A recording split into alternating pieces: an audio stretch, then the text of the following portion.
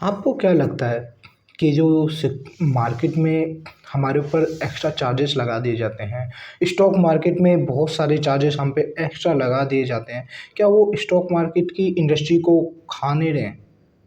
मेरे को ना ऐसा लगता है कि ये सारी चीज़ें बहुत ज़्यादा इफ़ेक्ट कर रही हैं, जिससे हमारी इंडस्ट्री को बहुत नुकसान भी पहुँचता है, पर ये हिडन चार्जेस हम पे लगाते ही जाते हैं। अब हमें इनसे बचना कैसा है? हमारे पास हमें मालूम है कि हमारे पास इतने चार्जेस हम पे लगे ही लगेंगे। अब जब इतने चार्जेस हम पे लग ही रहे हैं, तो हम अपने आप को सेव कैसे करें? ये बड़ा क्वेश्चन हमारे सामने कंटिन्यूअसली रहता है।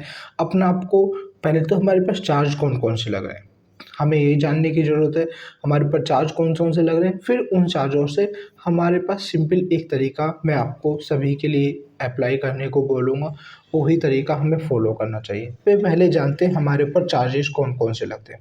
सबसे पहला चार्ज जो हमारे पास सबसे ज़्यादा लगता है, वो है ब्रोकरेज फ़ी।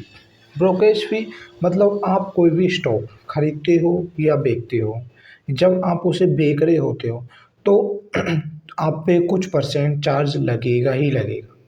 अब वो कितना होता है, वो डिपेंड करता है हमारे जिसका हम ब्रोकरेज अकाउंट यूज़ कर रहे हैं। मीन्स सबसे कम पहले 0 तक था, पर अब नहीं है, आगे होगा, वो डिपेंड करता है किस तरह से कंपनी को मैनेज करना है। एंजल ब्रोकर है, ये सभी अपना ब्रोकरेज फ़ी हिडन चार्जेस लेते ही लेते हैं। अब जिसका भी आप अकाउंट यूज़ कर रहे हो, उसमें आपको ब्रोकरेज फ़ी देना ही होगा।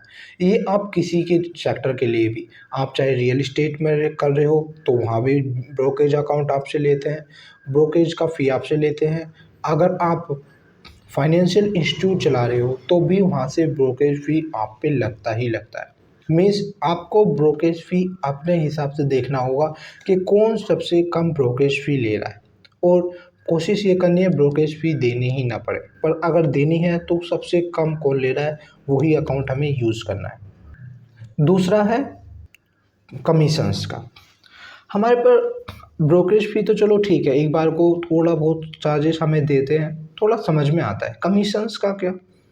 कोई आपको आप प्रॉपर उस पे इन्वॉल्व नहीं हो पा रहे किसी काम पे, मतलब आप स्टॉक पे इन्वॉल्व नहीं हो पा रहे, आप ईटीएफ पे इन्वॉल्व नहीं हो पा रहे, या आप कमोडिटीज़ पे इन्वॉल्व नहीं हो पा रहे।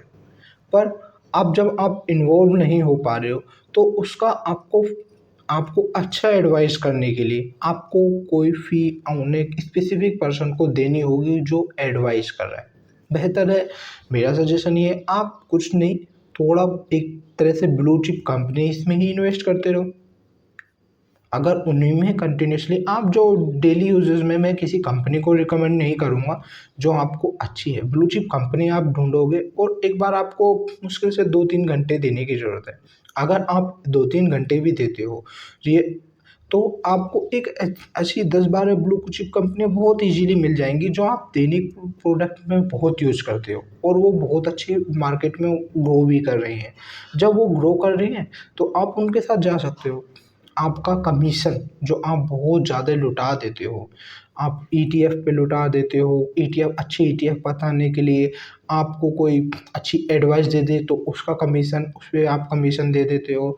तो वो कमीशन बेस पे होने की वजह से आप अपना बहुत सारा पैसा कमीशंस के रूप में दे देते हो। जब आप कमीशंस के बेस में अपना बहुत सारा पैसा दे रहे हो, तो आप पे ओवरऑल फ़र्क किस पे पड़ रहा है? आपकी इन्वेस्टमेंट पे पड़ रहा है, जो आप इन्वेस्ट कर रहे हो कंटिन्यूअसली। सबसे ज़्यादा इफ़ेक्ट वही होगा। तीसरा है मैनेजमेंट या एडवाइज़री फ़ीस।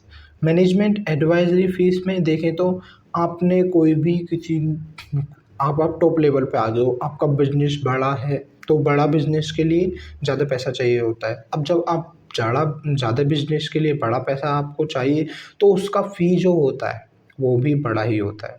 अब आप इतना पैसा आप पे कर रहा है कोई, जब वो पे कर रहा है, तो मैन उसे बोलते हैं मैनेजमेंट और एडवाइज़री फ़ी। अब मैनेजमेंट और एडवाइज़री फ़ी में आपको कोई पर्टिकुलरली मैनेजमेंट का पूरा स्ट्रक्चर बैठा है, मतलब एक ऐसे स्पेसिफ़िक पर्सन्स बैठे हैं जो पूरा दिन-रात मार्केट में ही डूबे रहते हैं। उनका कोई काम नहीं है, वो मार्केट में ही उनका काम है कि कब बढ़ेगा, क्या होगा, वो सारी एडवाइज़री आपको देना, वो होता है मैनेजमेंट और एडवाइज़री फ़ी। अगर वो सारी चीज़ें आपको मिल रही हैं, तो वो आप मैनेज कर रहे हो। अगर आप इन सब चीज़ों को देख रहे हो, फ़ी आप पे कर रहे हो, तो मतलब ओवरऑल क्या हुआ? आपका ही पैसा गया ना। इतना सारा पैसा आपने एडवाइज़री के नाम पे दे दिया, तो पैसा आपका रिड्यूस हुआ। तो आपको ये सब चीज़ें, तीनों चीज़ें आपको बहुत खा रही हैं। अब हमारा आता है सॉल्यूशंस। सॉल्यूशन सबका एक ही है। जितने भी आप कहीं भी कमीशन पे कर रहे हो, वो आपको डाउन से डाउन ही ले जाना है। मीन्स ऐसा नहीं है हमें हर बार छोटे-मोटे वही स्टॉक ढूँढ रहे हैं, कोई नया अच्छा आ रहा है, वो उसी क में इन्वेस्ट करना है। जो वेल एस्टेब्लिश्ड कंपनियाँ हैं, जो ऑलरेडी बहुत अच्छा परफ़ॉर्म कर रही हैं, हम उनमें भी तो इन्वेस्ट कर सकते हैं। हमें क्या ज़रूरत है नई कंपनियों में जाने की? अगर आप बोलोगे हाई रिस्क और हाई गेन की तरफ जाना है, तो हाई रिस्क और हाई गेन में आपको डूबने का भी तो चांसेस ज़्यादा होता है। और उसमें आप अच्छी जो कंपनियाँ परफ़ॉर्म कर रही हैं, वही चूज़ करो ना। वो भी अच्छा ही बताते हैं, बट आप जो नॉर्मल मार्केट में एग्जिस्टेड कंपनी हैं, एग्जिस्ट ऑलरेडी कर रही हैं और वो बहुत सालों से अच्छा बिज़नेस कर रही हैं, आप उनमें भी पैसा लगा के देखो, तो भी आपका बनने को पैसा लोग बाग। एमआरएफ का प्राइस है शेयर का 80,000 रुपये।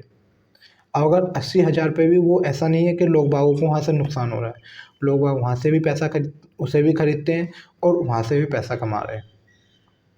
कुल मिला के आपको खुद का अपना माइंडसेट ज़्यादा यूज़ करना होगा कंपैरिजन टू अदर्स पे डिपेंड रहने के। अगर आप अदर्स पे डिपेंडेंट रहना कम कर दोगे, तो आप अच्छा प्रॉफ़िट कमा पाओगे। I hope you gain something from my this video. Thanks for watching.